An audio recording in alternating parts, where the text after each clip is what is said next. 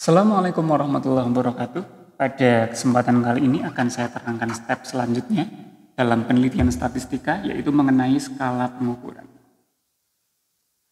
Perlu saya jelaskan tentang skala pengukuran karena skala pengukuran inilah nanti yang berkaitan dengan apakah penelitian itu masuk ke penelitian angka atau bukan angka.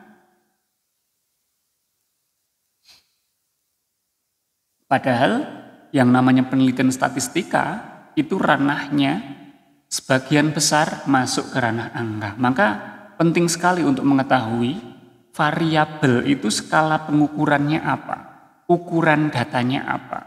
Jadi kalau kita recap ya, kemarin kan kita sudah membahas subjek, objek, instrumen, gitu kan, data. Subjeknya misalnya tenaga kerja, objeknya apa, instrumennya apa, datanya apa. Nah, dari objek atau variabel ini nanti akan ditentukan variabelnya ini ukuran datanya apa.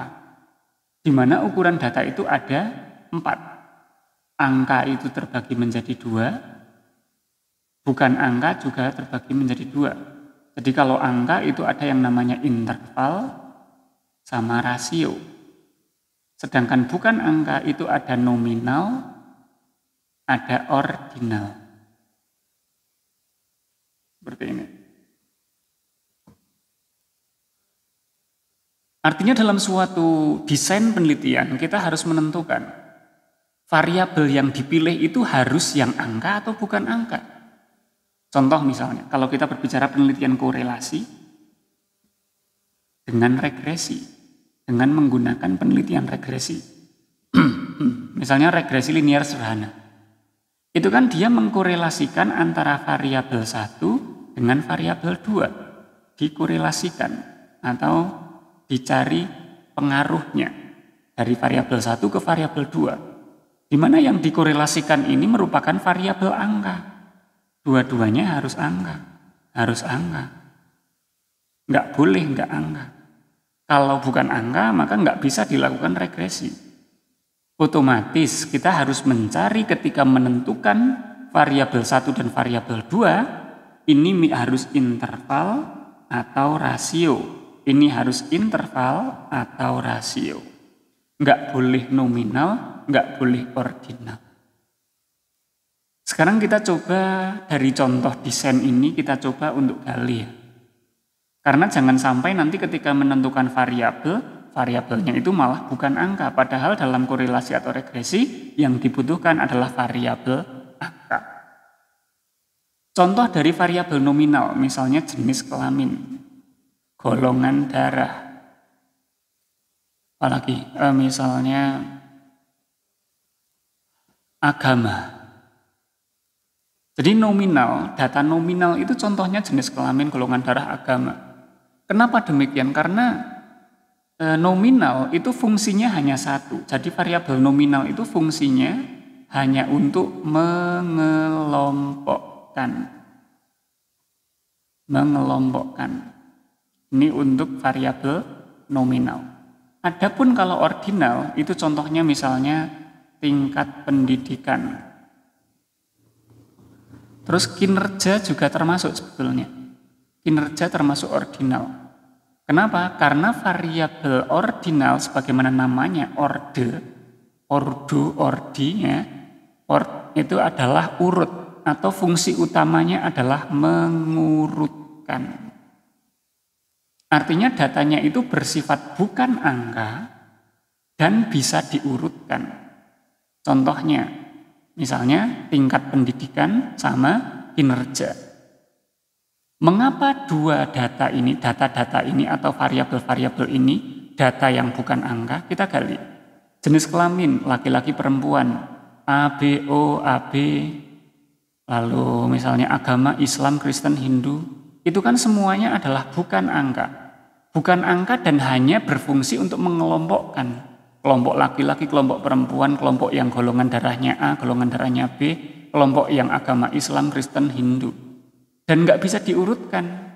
Kita nggak bisa mengurutkan Islam, Hindu, Kristen, Islam harus nomor 1, Kristen nomor 2, nggak bisa. karena itu nggak ada nilainya, artinya tidak bisa dinilaikan, artinya tidak bisa diurutkan. Berbeda dengan tingkat pendidikan. Tingkat pendidikan itu kan datanya itu kan SD, SMP, SMA gitu. Ini data yang bukan angka. Tapi walaupun bukan angka bisa diurutkan dari jenjang yang terendah ke jenjang yang paling tinggi, maka itu disebut ordinal. Karena bukan angka dan berfungsi untuk mengurutkan. Lalu bagaimana dengan kinerja? Mengapa kinerja kok masuk ordinal? Karena kita lihat datanya. Data dari kinerja itu kan nanti baik, sangat baik, biasa atau cukup, buruk, sangat buruk, gitu misalnya. Ini adalah data yang bukan angka. Datanya bukan angka, tapi bisa diurutkan. Bisa diurutkan dari tingkat yang nilai yang terburuk ke nilai yang paling baik. Artinya kalau diurutkan kan berarti sangat buruk, buruk saja, cukup, baik, lalu terakhir sangat baik, kan gitu. Jadi walaupun datanya bukan angka tapi bisa diurutkan sebagaimana SD, SMP, SMA. Jadi karena bisa diurutkan maka data seperti inilah yang disebut sebagai data ordinal. Kita mungkin coba kembali ke contoh yang kemarin ya. Subjek yang kita ambil kemarin adalah tenaga kerja. Tenaga kerja. Objeknya kemarin kita menentukan ada yang pertama itu adalah upah atau kita katakan kinerja. Yang pertama itu kinerja, yang kedua adalah upah. Kinerja dan upah. Kinerja itu variabel, tadi dikatakan kinerja itu adalah variabel ordinal, sedangkan upah ini variabel, kalau interval itu rasio ini. Nanti saya terangkan perbedaan antara rasio dengan interval.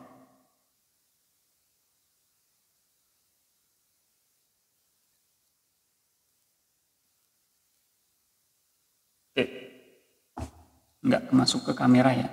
Atau gini aja. Jadi kemarin dalam contohnya tenaga kerja itu variabelnya kita memilih dua ya. Memilih dua yaitu variabel pertama itu ada kinerja, variabel kedua ada upah. Kinerja itu dia adalah variabel ordinal, sedangkan upah dia variabel rasio. Angka-angka, padahal dalam penelitian regresi kita membutuhkan variabel yang dua-duanya angka. Dilihat di sini, kinerja variabel ordinal. Kinerja variabel ordinal, ordinal itu bukan angka. Lalu bagaimana? Sebagaimana yang kemarin saya bahas dalam instrumen, ada instrumen yang namanya questionnaire.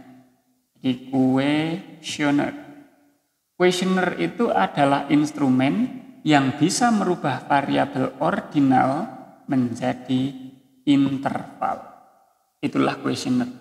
Maka dari itu ketika kita menemukan suatu variabel yang dia merupakan variabel ordinal dari subjek dalam bentuk manusia, maka kita bisa menggunakan questionnaire. Karena questionnaire itu bisa merubah variabel ordinal menjadi interval. Artinya merubah variabel bukan angka menjadi angka. Sehingga nanti kinerja itu nanti hasilnya datanya angka, upah datanya juga angka. Terakhir saya terangkan, lalu bedanya interval sama rasio ini apa? Interval sama rasio bedanya apa? Dua-duanya ini kan variabel angka. Lalu apa yang membedakan? Ini bisa kita kaji dari yang namanya nilai nol mutlak. Jadi tidak memiliki nol mutlak kalau interval, kalau rasio itu memiliki nol mutlak. Artinya bagaimana? Langsung ke contoh saja biar mudah. Nol mutlak adalah yang nilai nolnya itu berarti nihil, berarti tidak ada. Contoh misalnya tadi upah. Upah ini rasio. Kalau seorang tenaga kerja ke upahnya itu 0 rupiah, artinya kan dia tidak memiliki upah. Maka dari itu nolnya nol mutlak dalam variabel upah. berarti upah itu nolnya mutlak. Karena ketika upahnya nol itu berarti tenaga kerja tersebut tidak memiliki upah. Artinya upahnya nihil. Berarti nolnya mutlak. Maka dari itu upah itu rasio. Contoh yang interval misalnya. Interval misalnya contoh di sini kinerja. Kinerja. Misalnya kinerjanya nol. Apakah berarti dia tidak memiliki kinerja? Belum tentu. Karena kita tadi lihat ya bahwasanya kinerja itu kan nanti pakai kuesioner. Kuesioner itu kan yang menentukan angka 0, 1, 2 itu kan peneliti. Artinya belum tentu ketika 0 itu seseorang tidak memiliki kinerja. Artinya tidak memiliki 0 mutlak. Berarti kinerja termasuk variabel yang interval. Jadi ini nanti interval. Ini rasio. Contoh yang lain mungkin untuk menggambarkan variabel interval misalnya suhu tubuh. Kita tahu bahwasanya suhu itu kan biasanya pakai Celsius kalau di Indonesia. Ada yang 28, 30, 32, kalau lagi demam 36 gitu. Itu datanya angka. Datanya angka, tapi kita nggak tahu itu apakah interval atau rasio, belum tahu. Maka kita analisa nolnya. Nolnya mutlak atau enggak. Kalau misalnya suhu tubuh seseorang itu 0 derajat Celcius, apakah berarti dia tidak memiliki suhu tubuh? Jawabannya tentu tidak, bukan begitu. Yang namanya suhu 0 derajat itu artinya suhunya sangat dingin. Suhunya sebagaimana es yang mencair kan gitu. Artinya suhu 0 derajat tidak menunjukkan tidak memiliki suhu tubuh. Artinya tetap memiliki suhu tubuh walaupun 0 derajat. Berarti nolnya tidak mutlak. Artinya suhu tubuh merupakan contoh dari variabel interval. Jadi itu perbedaan utama antara interval dengan rasio, di mana perbedaannya adalah pada dia memiliki nol mutlak atau enggak. Nilai nolnya itu berarti nihil atau enggak. Kalau berarti nihil berarti dia nol mutlak, kalau tidak nihil berarti tidak memiliki nol mutlak. Artinya interval. Oke, itu tentang skala pengukuran yang pada intinya ketika membahas skala pengukuran, kita jadi tahu dalam suatu desain penelitian, misalnya regresi, kita membutuhkan 2 variabel angka, maka nggak boleh variabel pertamanya itu jenis kelamin, nggak boleh. Karena jenis kelamin variabel nominal yang bukan angka dan tidak bisa diangkakan. Maka nggak boleh memilih variabel yang bukan angka. Jadi penting sekali memahami skala pengukuran, biar kita tahu misalnya dalam desain penelitian regresi, kita membutuhkan 2 variabel yang dua-duanya harus angka, dan kita jadi tahu tidak boleh menggunakan variabel yang bukan angka, misalnya dalam regresi. Kalau dalam desain penelitian yang lain misalnya kita berbicara komparasi ya, misalnya komparasi. Ini jarang sih kalau dalam penelitian ekonomi misalnya, ya walaupun ada nanti, tapi tidak akan kita bahas dalam perkuliahan saya. Jadi misalnya komparasi pengen membandingkan antara jadi variabel yang ditentukan misalnya subjeknya adalah tenaga kerja sama, lalu variabelnya misalnya jenis kelamin sama kinerja misalnya. Jenis kelamin ini variabel kelompok atau variabel kategori atau variabel nominal. Ini nominal.